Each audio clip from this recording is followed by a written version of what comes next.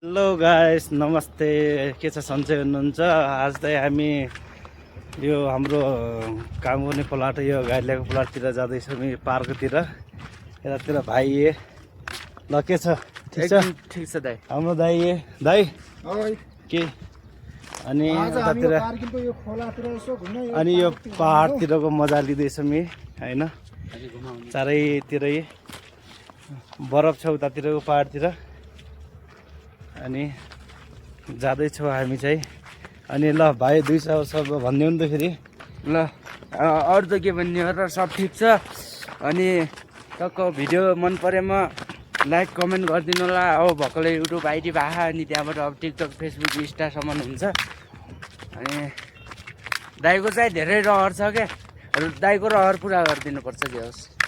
ल हाम्रो दाइ के छ ठिक छ बाबु। यतातिर पार्कतिर अब घुम्न जाँदैछौँ हेर। अब त्यहाँको कस्तो छ के छ हेरौँला होइन। अब त्यो पार्कलाई कसरी अब संरक्षण गरिरहेछ, के गरिरहेछ, कस्तो कस्तो रहेछ त्यो सबै हजुरहरूलाई देखाउनेछौँ।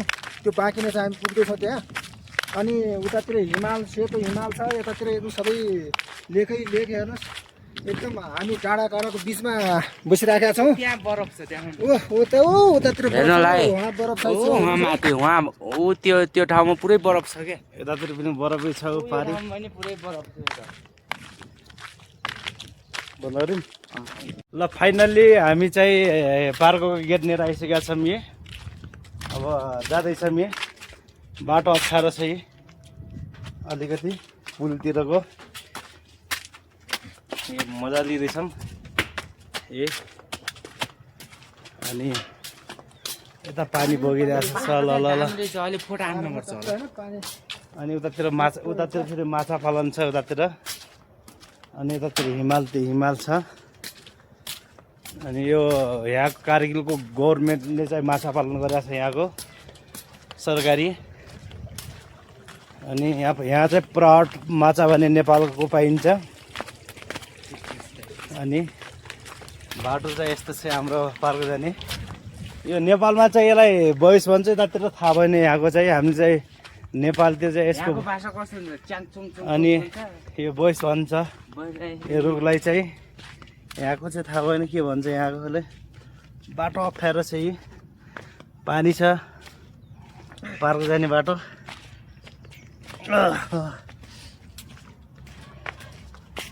अनि पार्क थोरै छ अब पुग्नलाई। अनि हामी जाँदैछौँ। चिसो छ माथि बरफ बगेर आएको पानी, धेरै चिसो छ पानी। अनि साँझ बिहान चाहिँ धेरै नै चिसो हुन्छ। अनि फाइनली चाहिँ हामी चाहिँ पार्कतिर आइसक्यौँ। अब उता ल हामी चाहिँ आइपुग्यौँ। ल हेर्नु पार्क के कस्तो छ यहाँको। अनि पहाड छ अनि निर्माण कार्य पनि हुँदैछ भवनतिर यतातिर चाहिँ। अनि यतातिर माथि हिउँ छ। अनि यतातिर चाहिँ यो माछा पालन भयो गभर्मेन्टको यो यहाँको। अनि पार्क चारैतिर उतातिर धेरै हिउँ छ पहाडतिर। अनि हामी चाहिँ जाँदैछौँ, देखाउनेछौँ यहाँको के कस्तो छ पार्क, नेपालको र यहाँको कति फरक हुन्छ। 360 डिग्री क्यामेराले ऊ हेर्नु वहाँ। अनि धनुषान लाएर गइकिन पुरा हान्नुपर्छ क्या। अनि उतातिर चाहिँ एउटा गर्दैछन् त्यो। ल एन्टरमा चाहिँ यस्तो छ बाटो अनि गेट लगाएर जाने गेट छ अगाडि। पार्क यतातिर खेल्ने छ बच्चा खेल्नेतिर। खेल्ने अनि यसो के गर्ने परदेशी जिन्दगी पऱ्यो हजुर हाम्रो चाहिँ। अनि यतातिर आउँदैछौँ। ल गेटतिर फाइनली आइपुग्यो। यो चाहिँ यो पार्क हेर्नु। अनि पाहाडतिर हिमाल। अनि यतातिर हामी चाहिँ डस्टबिन रहेछ। ओ पाहाडतिर चाहिँ हाम्रा अग्रजहरू पिङ खेल्दै हुनुहुन्छ। यतातिर चाहिँ हाम्रो धनुष लगाउँदै हुनुहुन्छ। गइकिन ट्राई गर्नुपर्छ कि याद के आफैले आउँछ।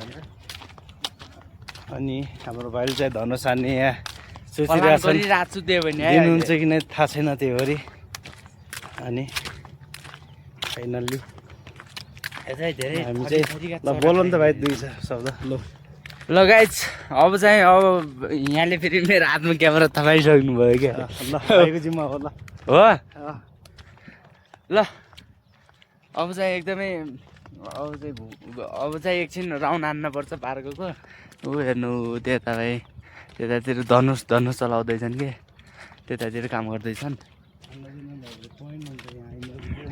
ए यसो चाहिँ सानो सानो ठाउँ छ कि टक्क पार्क पनि क्या बच्चा खेल्ने जस्तो यो पुल बनाएर ट्याक्क सानो ऊ पछाडि हाम्रो अङ्कल पनि आउँदै हुनुहुन्छ के छ सब ठिक छ बाबु पार्कको मजा लिँदैछौँ होइन एकदम राम्रो बनिराखेको रहेछ यो पार्किङ भन्ने कुरो पहाडको पार्किङ पनि जोस ठिक छ हेर्नु के मैदानमा रहेछ त्यो ठाउँमा वरको खोला परको खोला टक्क बिचमा पार्क राम्रो छ अनि दाइले पनि भन्नु ठिक कस्तो ओइ हो एकदम राम्रो छ यता त्यो पुल छ खाल्टा छ नि मजाले माथिबाट देखेको त यो यो प्रायः सो यहाँ पाइने चाहिँ यो है अरू त्यस्तो केही पाइन्न उतातिर हिमाल देखाइदेऊ हेर्नु सबसे ज्यादा बरफ भएको भनेको अहिले यो बाटो हुँदै कारगिल जान्दैन र जान्छ अरू ले जाँदाखेरि हामी चाहिँ ले जाने बाटोमा साइडकोबाट हामी साइड लान्छौँ यो ले जाने बाटो चाहिँ यो डाँडा परबाट हो क्या लगभग 10 किलोमिटर उतारबाट डाँडा परेरबाट लैजान्छ ल पार्क चाहिँ यही हो होइन अब एकछिन पार्कको मजा लिनु पर्यो फोटो खिच्नु पर्यो फोटोसुट एकछिन मजा लिन्छौँ फेरि हजुरहरूलाई देखाउँछौँ फेरि हुन्छ अहिले फेरि देखिन्छ अहिले यहाँ अल्टरा गर्नुपर्छ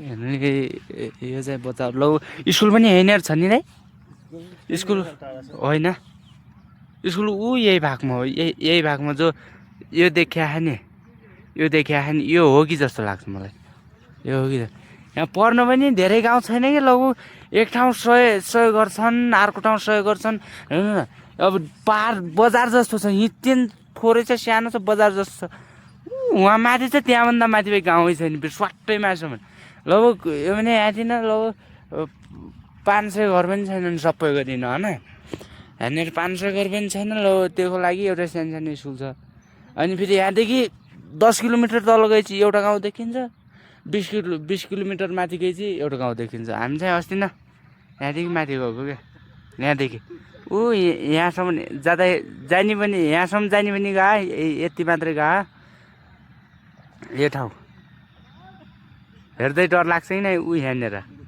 यो ठाउँबाट हामी क्रस गरियो हामी के तार गइकन त्यहाँ माथि यहाँनिर ढुङ्गा पनि छन् ढुङ्गा चढाइमा चढेर हो कि नै दाइ अब के फोटोसुट गर्ने त होला फोटोसुट गर्नुमा अब चाहिँ एकछिन अनि यहाँको मजा लिउँ ल थ्याङ्क यू सो मच ल अब चाहिँ अब जाँदाखेरि हुन्छ ल ओके